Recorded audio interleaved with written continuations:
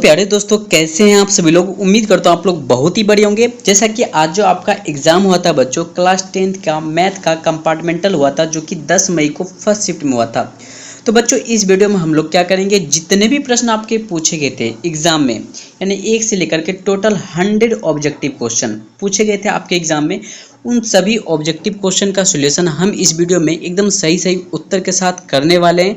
तो जितने बच्चे अभी तक वीडियो को लाइक नहीं किए तो एक बार वीडियो को लाइक कर दीजिए, और चैनल पर पहली बार आए हैं तो चैनल को सब्सक्राइब करके बेल आइकन को जरूर प्रेस कर दीजिए।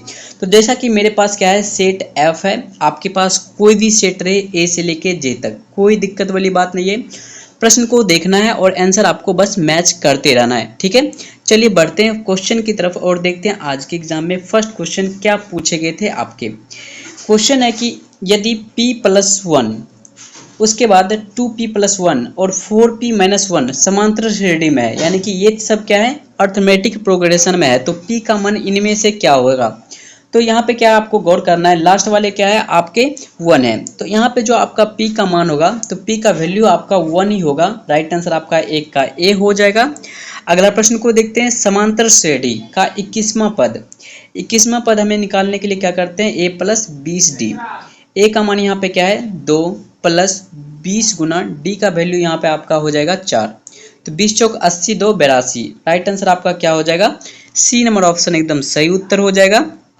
अगला प्रश्न को देखते हैं। अगला प्रश्न आपका क्या है, कौन सा पद 52 है। अब देखिए यहाँ पे पूछा जा रहा है कि यहाँ पे अर्थमेटिक प्रोग्रेशन दिया गया है और एपी दिया गया है। अब इसमें से कौन सा पद 52 है, तो पहले आपका ए एन का जो वैल्यू हो गया आपका 52 हो गया, ठीक है। a + n-1 इंटू डी का हमें सूत्र लगाना है, तो a का वैल्यू यहाँ पे 1 है, n-1 n को एज इट इज रखेंगे। उसके बाद d का वैल्यू आपका जो हो जाएगा, कॉमन डिफरेंस आपका 3 हो जाएगा, ठीक है। अच्छा 52 - 1 करेंगे तो 51 हो जाएगा, और 51 बटे आपको क्या करना है, सिंपली आपको 3 करना है।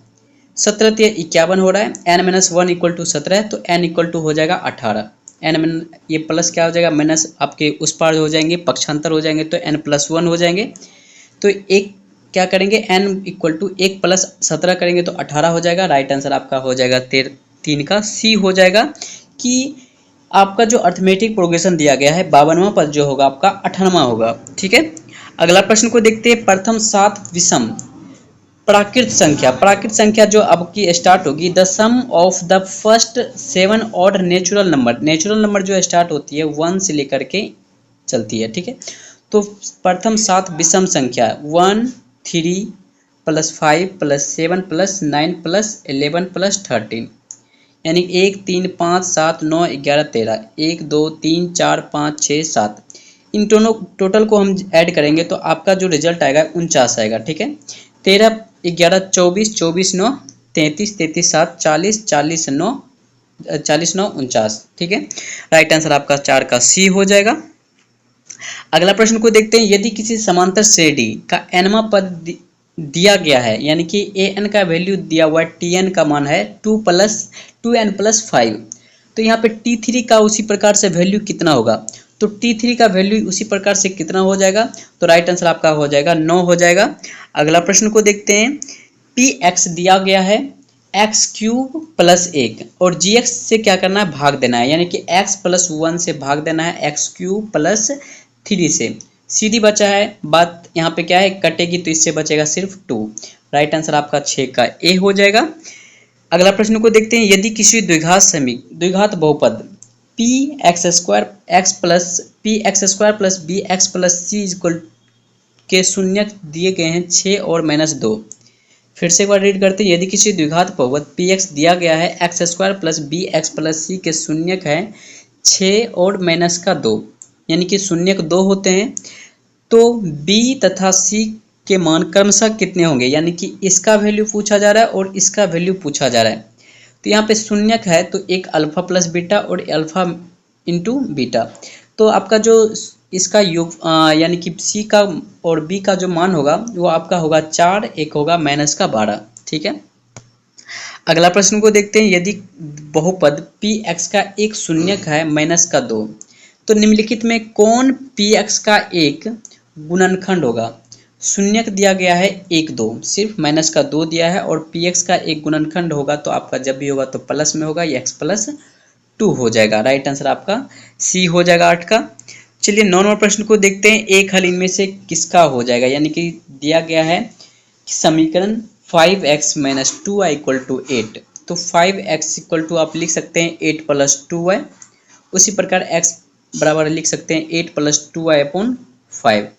x का वैल्यू यहाँ पे निकल गया, ठीक है। x का वैल्यू आप क्या करेंगे, आप मान आपको पुट करना है समीकरण 1 में, x का वैल्यू पुट करने पर उस तरह से जो रिजल्ट आएगा आपका पहले y का आएगा, ठीक है। फिर क्या करेंगे, y का वैल्यू समीकरण 1 में पुट करेंगे या फिर 2 में पुट करेंगे तो फिर x का वैल्यू आएगा। तो उस प्रकार से जो रिजल्ट आएगी आपकी सॉल्यूशन करने पर, तो ऑप्शन नंबर यहाँ पे ए आपका सही उत्तर हो जाएगा, क्योंकि फोन में सॉल्यूशन नहीं कर पाएंगे क्योंकि थोड़ा सा लॉन्ग क्वेश्चन हो जाएगा ये। अगला प्रश्न को देखते हैं, 10वां नंबर प्रश्न है कि बिंदु x बराबर 2 पर आलेख, तो x बराबर 2 पर आलेख जब भी होगा x और 0 होता है, ठीक है।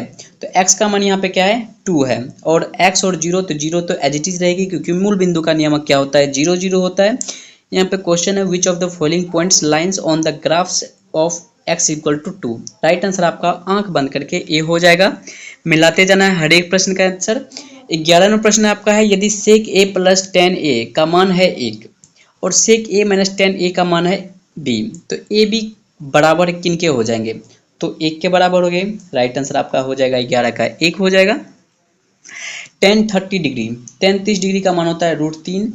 अगला प्रश्न को देखते हैं, यदि a + b = 90 डिग्री, क्या है tan a + b का मान है 90 डिग्री, तो tan a का मान कितना होगा, तो cos b के बराबर होगा। राइट आंसर आपका डी हो जाएगा 13 का। अगला प्रश्न को देखते हैं, cos थीटा = 3/5, तो cos थीटा बराबर होता है आधार बट्टे कर्ण, ठीक है। आधार यहाँ पे 3 है, कर्ण आपका 5 है। sin थीटा बराबर होता है लंब बट्टे आधार, लंब बट्टे कर्ण, ठीक है। तो लंब आपको निकालना है, तो लंब जो आपका निकलेगा 3 5 है, तो 1 निकलेगा आपका सम संख्या बीच वाले का, यानी कि 4 निकलेगा आंख बंद करके, तो आपका 4/5 हो जाएगा लंब बट्टे कर्ण। कर्ण का वैल्यू पहले से दिया गया है 5। राइट आंसर आपका 14 का बी हो जाएगा। अगला प्रश्न को देखते हैं, एक स्तंभ की छाया की लंबाई स्तंभ की ऊंचाई से √3 गुनी है, तो सूर्य का उन्नयन कोण जब भी बनेगा वो आपका बनेगा 60 डिग्री का बनेगा, tan 60 डिग्री। राइट आंसर आपका हो जाएगा बी हो जाएगा 17 का। एक मीनार के शीर्ष का उन्नयन कोण उसके पाद से 15 मीटर दूरी पर एक 60 डिग्री क्या है स्थित है। तो मीनार की ऊंचाई पूछी जा रही है, तो मीनार की ऊंचाई क्या हो जाएगी, तो इसका सॉल्यूशन करने पर एक बार आपको बुक में देख लेना है। राइट आंसर ऐसे आपका बी हो जाना चाहिए। अगला प्रश्न को देखते हैं 20 नंबर, ठीक है। 2 sin² 63 प्लस 1 + 2 sin² 27 डिग्री बटे 3 cos² 17 degree minus 2 + 3 cos² 73 degree का मान इनमें से क्या हो जाएगा, तो सिंपली है यहाँ पे 63 और 27 को जोड़ेंगे तो 90 डिग्री आएगा, और 17 + 73 डिग्री को जोड़ेंगे तो 90 डिग्री आएगा। अब हमें क्या करना है, 1/2 को करना है, तो 1/2 को करेंगे तो राइट आंसर आपका क्या हो जाएगा 19 का बी हो जाएगा, सिर्फ 2 आएगा। 20वें प्रश्न को देखते हैं, sin 50 degree plus cos 40 degree बराबर 2 cos a बराबर 2 cos a, तो a का वैल्यू यहाँ पे पूछा जा रहा है, तो a का वैल्यू यहाँ पे क्या हो जाएगा, दोनों को जोड़ते हैं तो क्या हो जाएगा 90 डिग्री, ठीक है। क्या हो जाएगा, किसी एक मान को हम क्या करेंगे बदलेंगे, तो किसी एक मान को बदल करके अगर करते हैं, साइन को हमें क्या करना है कॉस में बदलना है, यानी कि साइन 90 डिग्री माइनस थीटा, तो 90 डिग्री माइनस थीटा के यानी कि 50, तो यहाँ पर हो जाएगा कॉस हो जाएगा 50, तो कॉस 50 प्लस कॉस 40, तो 2 cos 90 डिग्री, तो यहाँ पे ए का वैल्यू यहाँ पर आपका कितना आ रहा है 90 डिग्री आ रहा है। राइट आंसर आपका डी हो जाएगा 20 का। 38 25 के अभाज्य गुणनखंडों में 3 का घात इनमें से कितना है, 38 25 के अभाज्य गुणनखंड में 3 का घात कितना हो जाएगा, तो 38 25, ठीक है। तो इसका फिर क्या करेंगे, हम फैक्टराइज करेंगे 38 और 25 का, ठीक है। 38 25 का करेंगे तो 3 टाइम में आएगा 1275, फिर क्या करेंगे फिर से 3 से करेंगे तो आपका आएगा 425, तो 425 के बाद करेंगे तो यहाँ पे आपका पौन से खाएगा, यानी कि जो आपका अभाज्य गुणनखंड में 3 का जो घात होगा वो सिर्फ 2 आएगा। राइट आंसर आपका 21 का ए हो जाएगा। अगला प्रश्न को मिला लेना है कि निम्नलिखित में किसका दशमलव प्रसार शांत नहीं है। शांत के लिए कंडीशन होता है कि A power N into B power M के रूप में होना चाहिए, ठीक है। तो इसमें सॉरी यहाँ पे 2 power N into 5 power n के रूप में होना चाहिए। तो 2 और 5 किसी में रहेगा तो वो आपका शांत रहेगा, और 2 और 5 नहीं रहेगा तो मल्टीप्लिकेशन 2 का 5 नहीं रहेगा तो वो आपका अशांत आवृत्ति करेगा। तो इस कंडीशन में 343 एक क्या है, एक अभाज्य संख्या है। तो राइट आंसर आपका हो जाएगा 22 का डी हो जाएगा। 23वें प्रश्न को देखते हैं, साइन 90 डिग्री माइनस थीटा। तो sine 90 degree minus theta cos theta into sec theta का मान होता है 1। राइट आंसर आपका बी हो जाएगा 23 का। द्विघात समीक बहुपद दिया गया है, the product of zero of the quadratic polynomial 4x² plus 4x plus 1 के शून्यकों का योगफल। शून्यकों का योगफल होता है अल्फा प्लस बीटा। तो अल्फा प्लस बीटा का मान होता है माइनस बी बाय ए। तो 4 के जगह पे क्या है, माइनस यहाँ पे प्लस 4 है तो माइनस 4/a का वैल्यू यहाँ पे हो जाएगा आपका 4, ठीक है। तो एक 4 4 कैंसिल हो जाएगा तो बचा क्या, सिर्फ माइनस का 1। राइट आंसर आपका हो जाएगा बी 24 का। अगला प्रश्न को देखते हैं, यदि समीकरण x² minus 5x plus p बराबर 10 के मूलों का गुणनफल मतलब कि अल्फा इंटू बीटा का मान दिया गया है -4। तो p का मान जब भी होगा वो कितना होगा, तो क्या है x² minus 5x plus p। तो यहाँ पे पूछा जा रहा है कि यहाँ पे कितना मान हो जाएगा। तो यहाँ पे राइट आंसर आपकी क्या हो जाएगी, तो राइट आंसर आपका 4 हो जाएगा सिर्फ। अगला प्रश्न को देखते हैं, यदि द्विघात बहुपद cx² plus ax plus b के शून्यक हैं a अल्फा और बीटा, तो अल्फा प्लस बीटा का मान जब भी होगा तो माइनस का b बाय ए होगा। सॉरी यहाँ पे क्या है, cx² plus ax plus b के शून्यक अल्फा और बीटा। यहाँ पे ax² plus bx plus c का नहीं दिया है, सिर्फ दिया है उल्टा कर दिया है acx² plus ax plus b के शून्यक अल्फा और बीटा। तो अल्फा और बीटा यानी alpha plus beta minus b by A, तो माइनस a बटे c। अब माइनस a बटे c आपका हो जाएगा, राइट आंसर आपका 26 का बी हो जाएगा। थोड़ा सा घुमाया गया है प्रश्न को। अगला प्रश्न को देखते हैं, निम्नलिखित में से कौन समीकरण 2x² plus 5x minus 12 equal to 0 का मूल 1 होना चाहिए। तो आपका राइट आंसर आपका यहाँ हो जाएगा 4 हो जाएगा। अगला प्रश्न को देखते हैं, अगला प्रश्न आपके क्या है, सेक 60 डिग्री माइनस 1 सेक 60 डिग्री प्लस 1। तो माइनस प्लस यहाँ पे जो सेक को क्या करना है, आपको कोसेक में चेंज करना है। तो रिजल्ट जो आएगी आपकी ऑप्शन नंबर यहाँ पर आपको देख लेना एक बार बुक में। राइट आंसर आपकी आने चाहिए इसे ए होना चाहिए। तो इस प्रश्न को एक बार आपको देख लेना है बुक में। अगला प्रश्न को देखते हैं, निम्नलिखित में किसका गुणनफल एक परिमेय संख्या है। तो परिमेय संख्या का परिमेय और अपरिमेय संख्या का गुणनफल हमेशा अपरिमेय संख्या होता है, ठीक है। फिर से रिपीट कर रहे हैं, परिमेय संख्या और अपरिमेय संख्या का गुणनफल अपरिमेय होगा, और अपरिमेय संख्या एवं अपरिमेय संख्या का गुणनफल कभी कभी परिमेय कभी कभी अपरिमेय। तो यहाँ पे देखना है, यहाँ पे जो आपका आ रहा है 2 चौक 8 नहीं होगा, 9 तिया 27। तो आपका जो रिजल्ट आएगा 3 यहाँ हो जाएगा 2 तिया 6, यानी कि राइट आंसर आपका हो जाएगा यहाँ पे ए नंबर ऑप्शन एकदम सही उत्तर हो जाएगा। चलिए नहीं, ए नहीं होगा, यहाँ पे आपका सी होगा, क्योंकि यहाँ पे 27 का है, 27 का यहाँ पे हो जाएगा 9 3 तिया 9 तिया 27। राइट आंसर आपका यहाँ हो जाएगा 29 का सी हो जाएगा। निम्नलिखित में 96 का अभाज्य गुणनफल 96 का अभाज्य गुणनखंड होता है 2 power 5 into 3 power 1। Right answer आपका 30 का सी हो जाएगा। अगला प्रश्न को देखते हैं, क्या है, त्रिभुज ABC समरूप है त्रिभुज PQR के, और 2AB बराबर PQ तथा BC का वैल्यू दिया है 6 सेंटीमीटर। तो जब भी होगा QR का मान होगा इससे दुगना होगा। राइट आंसर आपका बी हो जाएगा 31 का। अगला प्रश्न को देखते हैं, त्रिभुज DEF में DP क्या है, लंब है EF, और DP बराबर EP का वैल्यू दिया गया है 8 सेंटीमीटर। तो EF का वैल्यू यहाँ पे 23 सेंटीमीटर। DF का मान हमें निकालना है, तो पाइथागोरस प्रमेय से आप निकालेंगे तो इसका वैल्यू जो निकलेगा एक बार बुक में देख लेना है। अगला प्रश्न को देखते हैं। अगला प्रश्न आपका क्या है, किसी वृत्त की परिधि उसके व्यास से 18 सेंटीमीटर अधिक है। क्या है, डी उससे है 18 सेंटीमीटर अधिक है, तो वृत्त की त्रिज्या क्या होगी, तो त्रिज्या आपकी हो जाएगी 1.8 सेंटीमीटर। राइट आंसर आपका 33 का सी हो जाएगा। अगला प्रश्न को देखते हैं। दो वृत्तों के क्षेत्रफल का अंतर, दो वृत्त दिया गया है और दो वृत्तों के क्षेत्रफलों का अंतर 100 सेंटीमीटर स्क्वायर है, तो उनकी परिधियों का अंतर 10 सेंटीमीटर है। तो त्रिज्या का योग जब होगा तो आपकी जो रिजल्ट आएगी 10√2 हो जाएगी। राइट आंसर आपका सी हो जाएगा।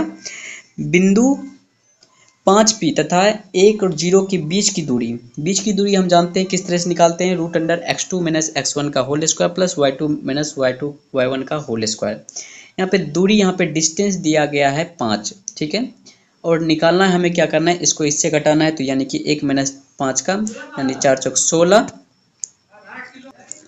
तो हम क्या करेंगे, इसको d बराबर हम लिख सकते हैं √1 - 5 का यानी कि 4 चौक 16, उसके बाद 0 यहाँ हो जाएगी माइनस का p, ठीक है, 0 - p। तो इसको हम क्या करेंगे, एक बार इसको बराबर, यहाँ पे d का वैल्यू यहाँ पे दिया गया है 5, तो 5 का स्क्वायर अगर करेंगे तो यहाँ पे क्या हो जाएगा आपका, ये आपका जो है रूट खत्म हो जाएगा, यानी कि 5 25 हम लिख सकते हैं। 25 - 16 करेंगे तो 16 9 25, यानी कि प्लस माइनस आपका जो रिजल्ट आएगा +-3 आएगा, ठीक है। राइट आंसर आपका 35 का बी हो जाएगा। अगला प्रश्न को देखते हैं। दो वृत्तों के क्षेत्रफल का अनुपात, अगर क्षेत्रफल का अनुपात दिया गया है और त्रिज्या का अनुपात पूछा जाएगा तो आपका त्रिज्या का अनुपात क्या हो जाएगा, उससे आधी हो जाएगी, यानी कि 2:3 हो जाएगी। और त्रिज्या का अनुपात दिया गया है और क्षेत्रफल का अनुपात पूछा जा रहा है तो क्षेत्रफल का अनुपात हो जाएगा 16:81 हो जाएगा, ठीक है। इस बात को आपको ध्यान रखना है।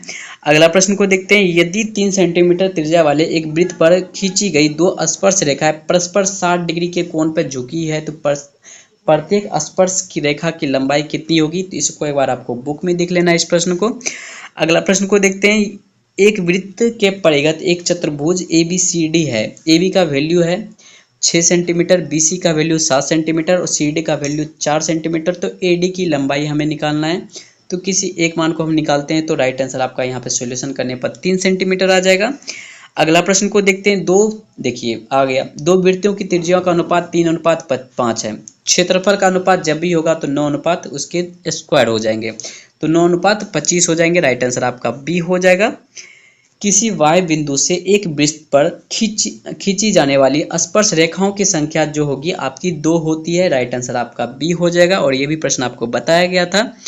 अगला प्रश्न को देखते हैं। यदि 20 बराबर π/3 हो तो साइन थीटा का मान यहाँ पे कितना होगा, तो यहाँ पे 20 बराबर π/3 है, तो पाई बराबर हम लिख सकते हैं 20 गुना 3, 20 × 60, तो यानी कि पाई का मान आपका हो गया 60 डिग्री। तो साइन 60 डिग्री का मान पूछा जा रहा है, तो साइन 60 डिग्री का मान होगा √3/2। अगला प्रश्न को आपको मिला लेना है। यदि ए और बी दो न्यून कोण हैं, तो जब न्यून कोण होता है तो साइन बी बराबर दिया गया है कॉस ए, तो a + b का मान जब भी होगा तो 90 डिग्री होगा। ऑब्वियस सी बात है। राइट आंसर आपका 42 का डी हो जाएगा। एक वर्ष में एक महीना यादृच्छिक चुना जाता है, तो इसके जून या सितंबर होने की प्रायिकता कितनी होगी। राइट आंसर आपका 1/6 हो जाएगा। अगला प्रश्न को देखते हैं। एक पासे की फेंके में संख्या 3 या 4 आने की प्रायिकता कितनी होगी। इस प्रश्न को अगर आपको बुक में देख लेना है। राइट आंसर इसे आपका 1/2 हो जाना चाहिए। एक पासे को फेंकने पर 5 अंक नहीं आने की प्रायिकता कितनी होगी, तो राइट आंसर आपका हो जाएगा सी नंबर ऑप्शन एकदम सही उत्तर हो जाएगा। दो सिक्कों की उछाल में संभव परिणामों की संख्या, दो सिक्कों की उछाल में संभव परिणामों की संख्या होती है 1। राइट आंसर आपका डी हो जाएगा। अगला प्रश्न को देखते हैं। एक पासे में एक फेंके में 1 और 4 के बीच के अंक का प्राप्त होने की प्रायिकता कितनी होगी, तो राइट आंसर आपका बी हो जाएगा। बहुलक पूछा जा रहा है, तो जिसकी सबसे ज्यादा संख्या यहाँ पे 7 4 बार आया है, तो राइट आंसर आपका यहाँ हो जाएगा 7 48 का बी हो जाएगा। अगला प्रश्न को आपको मिला लेना है कि माध्यिका के क्या करना है, आपको टोटल को जोड़ देना है और जितने संख्या है यानी कि 3 4 3 7/7 से भाग दे देना है। 6 10 16 16 4 20 20 9 29 29 29 5 34 34 8 42 42 7 49 49 आपको क्या करना है 7 करना है, तो 7 49। राइट आंसर आपका हो जाएगा बी हो जाएगा 7 हो जाएगा। अगला प्रश्न को देखते हैं। माध्य दिया गया है, यानी कि यहाँ पे 8 दिया गया है। यदि 2, 5, x 7, 17 और y का मान 8 है तो x और y का संबंध जब भी होगा तो x प्लस वाई बराबर होगा आपका 16। राइट आंसर आपका बी हो जाएगा। रैखिक समीकरण पूछे जा रहे हैं तो रैखिक समीकरण आपके कौन हो जाएंगे? तो रैखिक समीकरण आपके हो जाएंगे ऑप्शन नंबर यहाँ पे हो जाएगी। रैखिक समीकरण होता है रैखिक समीकरण का व्यापक रूप A X square plus B X plus C equal to 0। Right answer आपका 51 का बी हो जाएगा। द्विघात समीकरण पूछा जा रहा है तो निम्नलिखित में से कौन सा है क्वाड्रेटिक इक्वेशन? तो क्वाड्रेटिक इक्वेशन आपका कौन सा हो जाएगा? राइट आंसर आपका हो जाएगा ऑप्शन नंबर ए। यदि समीकरण एक्स स्क्वायर माइनस के एक्स प्लस एक इक्वल टू 0 का कोई मूल वास्तविक ना हो, यानी कि मूल आपका वास्तविक और असमान रहता है तो x ग्रेटर देन 0 होता है। तो क्या होता है? x ग्रेटर होता है 2 के बराबर, यानी कि 0 के बड़ा होता है x। तो यहाँ पे जो रिजल्ट आपका है मूल वास्तविक नहीं हो, तो मूल वास्तविक नहीं होगा तो हो जाएगा आपका k लेस देन माइनस का 2। राइट आंसर आपका 53 का ए हो जाएगा। अगला प्रश्न को देखते हैं। द्विघात समीकरण का शून्यकों का योगफल दिया है 5/7 और गुणनफल दिया है 1। तो द्विघात बहुपद इनमें से कौन सा हो जाएगा? तो 5/7 और दिया है 1/7। 7 कैंसिल हो गया तो यानी कि हमारा आया है योगफल 5 और 1 आया है, यानी कि योगफल 5 और गुणनफल 1। तो द्विघात बहुपद के लिए कंडीशन होता है एक्स स्क्वायर माइनस का alpha plus beta into x, उसके बाद इंटू एक्स, उसके बाद प्लस का अल्फा इंटू बीटा। ठीक है, तो एक्स स्क्वायर माइनस का 5, एक्स स्क्वायर माइनस का 5 यानी कि 7x स्क्वायर माइनस का 5, उसके बाद प्लस का 1, यानी कि राइट आंसर आपका 54 का बी हो जाएगा। अगला प्रश्न आपका 55 नंबर समीकरण युग्म दिए गए हैं x plus 2y equal to 4। उसके बाद दूसरा समीकरण आपका है 2x plus 4y equal to 8 का हल इनमें से क्या होगा? तो सिंपली है 1/2 आ रहा है a1 प्लस a2 a1/a2 और b1/b2 का है x 1/2, 2 दूनी 4। उसके बाद c1/c2 का वैल्यू भी है 1/2, यानी कि सभी क्या है हमारे a1/a2 इक्वल टू b1/b2, उसके बाद इक्वल टू c1/c2, यानी कि तीनों क्या है हमारे समान है। तो समान जब होते हैं तो अनगणित रूप से अनेक हल होते हैं। राइट आंसर आपका हो जाएगा डी हो जाएगा 55 का। अगला प्रश्न को देखते हैं। यदि रैखिक समीकरण संगत होगा तो रेखाएं प्रतिच्छेदी होती है और समपाती होती है। प्रतिच्छेदी होती है क्या है? इंटरसेक्टिंग और कॉन्सिडेंट होती है। राइट आंसर आपका डी हो जाएगा। और x बराबर 10 का आलेख एक सरल रेखा है जो तो y अक्ष के समांतर होता है। आपको याद रख लेना x इक्वल टू 0 अगर होगा तो वो कैसा सरल रेखा होगा? तो y अक्ष के समांतर होगा जब भी होगा। राइट आंसर आपका 57 का बी हो जाएगा। समीकरण युग्म दिए गए हैं 2x minus 3y plus 2 equal to 0 और 6x minus 9y plus 5 equal to 0 का हल इनमें से क्या होगा? 2/6 यानी कि 1/3, 3/9, 1/3, उसके बाद 2/5 यानी कि a1/a2 बराबर है b1/b2 के और b1/b2 बराबर नहीं है c1/c2 के। तो इस कंडीशन में आपके होंगे सिर्फ आपका होगा कि एक और केवल एक हल होगा। ठीक है, अगला प्रश्न को देखते हैं। अगला प्रश्न आपके क्या है कि y बराबर 7 का आलेख एक सरल रेखा है। अगला प्रश्न आपका दिया गया है 59 नंबर y बराबर 7 का एक आलेख सरल रेखा है जो y एक्स अक्ष के समांतर होगा। राइट आंसर आपका 59 का ए हो जाएगा। 60वें प्रश्न को देखते हैं। सार्वंतर यानी कि कॉमन डिफरेंस यहाँ पे पूछा जा रहा है, तो यहाँ पे कॉमन डिफरेंस आपका हो जाएगा 10 - 4 यानी कि 6। राइट आंसर आपका 60 का बी हो जाएगा। किसी घन का किनारा दुगुना हो जाने पर कुल पृष्ठ क्षेत्रफल पहले से कुल पृष्ठ क्षेत्रफल का कितना गुना हो जाएगा? तो ये हो जाएगा आपका 12 गुना हो जाएगा। राइट आंसर आपका हो जाएगा डी हो जाएगा। अगला प्रश्न को देखते हैं। साइन a बटे 1 प्लस कॉस ए का वैल्यू कितना होगा? तो 1 माइनस कॉस ए बटे कॉस ए का होगा। राइट आंसर आपका 62 का बी हो जाएगा। समान ऊंचाई वाले दो बेलूनों का आयतन का अनुपात 9:4 है, तो वक्र पृष्ठ क्षेत्रफल का अनुपात कितना होगा? राइट आंसर आपका हो जाएगा यहाँ पे आपका राइट आंसर आपका हो जाएगा 4:9 में ही रह जाएगा। राइट आंसर आपका ए हो जाएगा 63 का। गोले का पृष्ठ क्षेत्रफल 616 सेंटीमीटर स्क्वायर है, तो गोले की त्रिज्या r बराबर पूछी जा रही है। राइट आंसर आपकी हो जाएगी 64 का ए सॉल्यूशन करने पर। यदि वृत्त की परिधि और क्षेत्रफल का संख्यात्मक मान समान हो तो वृत्त की त्रिज्या कितनी होगी? तो सिर्फ 3 पाई होगी, यहाँ पे हो जाएगी सिर्फ पाई हो जाएगी। राइट आंसर आपका 65 का ए हो जाएगा। किसी गोले का कुल पृष्ठ क्षेत्रफल और उसकी त्रिज्या के एक अर्धगोले का कुल पृष्ठ तल का अनुपात कितना होगा?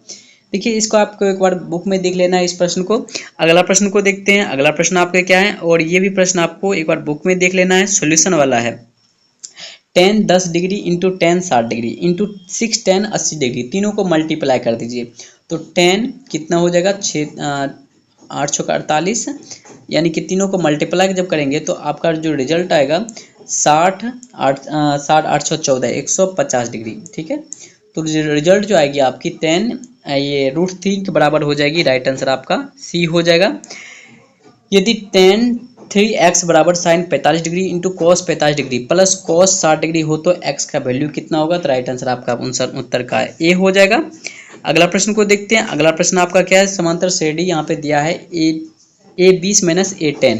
तो ए 20 बराबर हम लिख सकते हैं a प्लस 19d। तो a प्लस 19d, तो यहाँ पे a प्लस 19d को हम लिख सकते हैं a प्लस 19d, यानी कि 2 प्लस 19 गुना d का वैल्यू यहाँ पर हो जाएगा 5। 19 पचे 95, 2 97, 97 माइनस का 97 माइनस, तो रिजल्ट जो पहला आया है आपका 97 आया है। उसके बाद ए 10 निकालना है तो a प्लस 9d। ठीक है, तो a का मान यहाँ पे है 2 प्लस 9 गुना d का वैल्यू यहाँ आपका हो जाएगा 5। ठीक है, 9 पचे 45, 2 47, 97 माइनस का 47 अगर करते हैं तो कितना आ रहा है 50। राइट आंसर आपका हो जाएगा 71 का बी। अगला प्रश्न को देखते हैं। Cos 81 degree minus sine 9 degree, किसी एक मान को हमें क्या करना है, आपको चेंज कर देना है। चेंज करने पर जो रिजल्ट आएगा आपका सिर्फ और सिर्फ 0 आएगा, क्योंकि माइनस का यहाँ पे चिन्ह है। क्योंकि कॉस 81 डिग्री को हम करते हैं तो साइन 90 डिग्री माइनस थीटा, तो ये आपका हो जाएगा sine 9 degree. Sine 9 degree minus sine 9 degree आपका हो जाएगा 0। राइट आंसर आपका 72 का सी हो जाएगा। एक्स अक्ष पर स्थित किसी बिंदु का रूप, एक्स अक्ष पर किसी बिंदु का रूप होता है 0 और y होता है। राइट आंसर आपका सी हो जाएगा। दो समरूप त्रिभुजों का क्षेत्रफल का अनुपात 121 अनुपात 64 है। तो संगत भुजा जब भी होगा तो इसकी आधी हो जाएगी, यानी कि 11 अनुपात 8। राइट आंसर आपका 74 का बी हो जाएगा। दो समरूप त्रिभुजों की संगत भुजा 3 अनुपात 5 के अनुपात में है तो संगत क्षेत्रफल का अनुपात हो जाता है इसके स्क्वायर, यानी कि 3 का हो जाएगा 9, 5 का हो जाएगा 25। राइट आंसर आपका बी हो जाएगा 75 का। अगला प्रश्न को देखते हैं। अगला प्रश्न आपका क्या है, sine square 45 degree plus cos square 45 degree, किसी एक मान को आपको क्या करना है, चेंज कर देना है। चेंज करने पर जो रिजल्ट आएगा आपका तो 1/2 आएगा। ठीक है, राइट आंसर आपका 77 का बी हो जाएगा। अगला प्रश्न को देखते हैं। अगला प्रश्न आपको क्या है, इस प्रश्न को आपको एक बार बुक में नहीं, त्रिभुज पी क्यू आर तथा YXYZ में यदि PQ बटे XY और QR बटे YZ, तो ये दोनों त्रिभुज क्या है, समरूप होंगे यदि कंडीशन हो जाएंगे कि कोण P का मान, क्योंकि त्रिभुज PQR में Q और Y, यहाँ पे Q और Y क्या हो, दोनों यानी कि समान हो, तभी क्या होंगे त्रिभुज P बटे Q और PQ बटे XY और QR बटे YZ, ये दोनों समरूप होंगे। राइट आंसर आपका सी हो जाएगा। अगला प्रश्न को देखते हैं। 79 नंबर प्रश्न, ये आपके हैं थेल्स प्रमेय पर आधारित है। राइट आंसर आपका यहाँ पे ए हो जाएगा 79 का। अगला प्रश्न को देखते हैं। त्रिभुज ABC समरूप है त्रिभुज PQR के ए का वैल्यू दिया गया 57 डिग्री, ये प्रश्न आपको बताया गया था। राइट आंसर आपका हो जाएगा यहाँ पे 70 डिग्री होगा। ठीक है, 70 डिग्री होगा, नॉट 60 डिग्री होगा। राइट आंसर आपका डी हो जाएगा। अगला प्रश्न को देखते हैं। सभी वर्ग समरूप होते हैं। अगला प्रश्न को देखते हैं 83 नंबर, ये प्रश्न को भी आपको एक बार बुक में देख लेना है। Sine 60 degree into cos 30 degree into tan 45 degree, तीनों का मान कितना होगा, 0 होगा। राइट आंसर आपका 84 का ए हो जाएगा। दो वृत्तों की परिधि का अनुपात ए अनुपात बी है तो इसके क्षेत्रफल का अनुपात ए स्क्वायर इन, उसके बाद अनुपात बी स्क्वायर हो जाएगा। राइट आंसर आपका सी हो जाएगा। अगला प्रश्न आपका है 87 नंबर, 8 सेक स्क्वायर ए माइनस 8 टेन स्क्वायर ए का वैल्यू इनमें से क्या हो जाएगा। तो 10 ए को आपको बदल देना है सेक में, ठीक है। तो 10 ए को सेक में बदलेंगे तो 8 माइनस 8 यहाँ पे 0 हो जाएगा। राइट आंसर आपका, क्योंकि माइनस का है, ऑप्शन नंबर डी आप यहाँ आपकी सही उत्तर हो जाएगी। यदि किसी वृत्त की परिधि 2 पाई से बढ़कर 6 पाई हो जाती है तो इसका नया क्षेत्रफल जो होगा आपका दोगुना हो जाएगा। किसी त्रिभुज के शीर्ष बिंदुओं का निर्देशांक दिया गया है तीनों, ठीक है। अब इसके गुरुत्व केंद्र का निर्देशांक कितना होगा। तो सॉल्यूशन करने पर जो रिजल्ट आपका आएगा 3 और 5 हो जाएगा। राइट आंसर आपका डी हो जाएगा।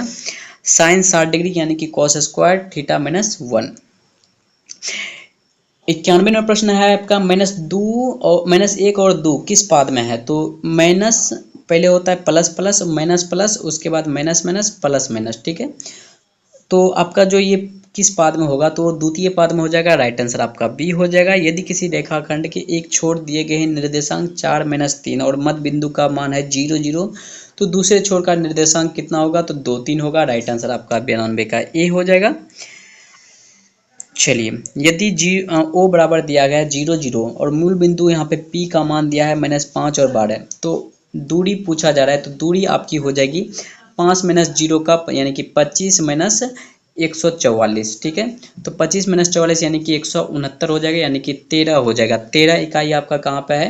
राइट आंसर आपका सी हो जाएगा, क्योंकि 5 -5 और -0 यानी कि 25, ठीक है। उसके बाद माइनस का देंगे, -12 का स्क्वायर तो करेगी यानी कि 44 -144, तो प्लस 144 हो जाएगी। √144 बटे वो √144 प्लस 25 यानी कि √169, √169 का होता है 13। राइट आंसर आपका सी हो जाएगा। वाई अक्ष पर किसी बिंदु का रूप क्या होता है। तो 0 और वाई, वो 0 और x होती है। अगला प्रश्न को देखते हैं, 5 sin 60 डिग्री उसके बाद 0 तथा 0 और 5 sin 30 डिग्री के बीच की दूरी, हमें क्या करना है, इन दोनों को घटाना है और इन दोनों को घटाना है, स्क्वायर कर देना है। राइट आंसर आपकी क्या हो जाएगी, सॉल्यूशन करने पर आपको बताना है। अगला प्रश्न देखते हैं, यदि बिंदुओं K2K और 3K तथा K3 और 1 संरेखीय है, तो संरेखीय यानी कि तीनों एक ही तल में है, तो K का मान इनमें से कितना हो जाएगा। तो राइट आंसर आपकी हो जाएगी 1-1/3 हो जाएगी। ऑप्शन नंबर बी हो जाएगा। चलिए, त्रिभुज जिसके शीर्ष दिए गए हैं इतने और क्षेत्रफल इसके पूछे जा रहे हैं वर्ग इकाई में, यानी कि सिर्फ 4-12 आपको देखना है। तो 4-12 यहाँ आपका राइट आंसर आपका बी हो जाएगा। 99 प्रश्न को देखते हैं, यदि 3 बिंदु संरेख हैं तो त्रिभुज से बने त्रिभुज का क्षेत्रफल कितना होगा। तो राइट आंसर आपका हो जाएगा ऑप्शन नंबर ए। अगला प्रश्न को देखते हैं, यदि किसी घन का विकर्ण की लंबाई 8√3 है तो इसका पृष्ठ क्षेत्रफल कितना होगा। तो 678 सेंटीमीटर स्क्वायर हो जाएगा। ये प्रश्न अब आपको बहुत ही लॉन्ग तरीका से बताए हैं। तो चलिए, बताना है आपने 1 से लेकर के 100 ऑब्जेक्टिव क्वेश्चन में से कितने ऑब्जेक्टिव क्वेश्चन का सही जवाब अपने एग्जाम में दिए हैं। तो होपफुली ये वीडियो आपको पसंद आई होगी। अगर पसंद आए हो तो एक बार वीडियो को लाइक और चैनल पर नए हो तो चैनल को सब्सक्राइब करके बेल आइकन को जरूर प्रेस कर दीजिए। मिलते हैं बच्चों नेक्स्ट वीडियो को लेकर, तब तक के लिए बाय बाय।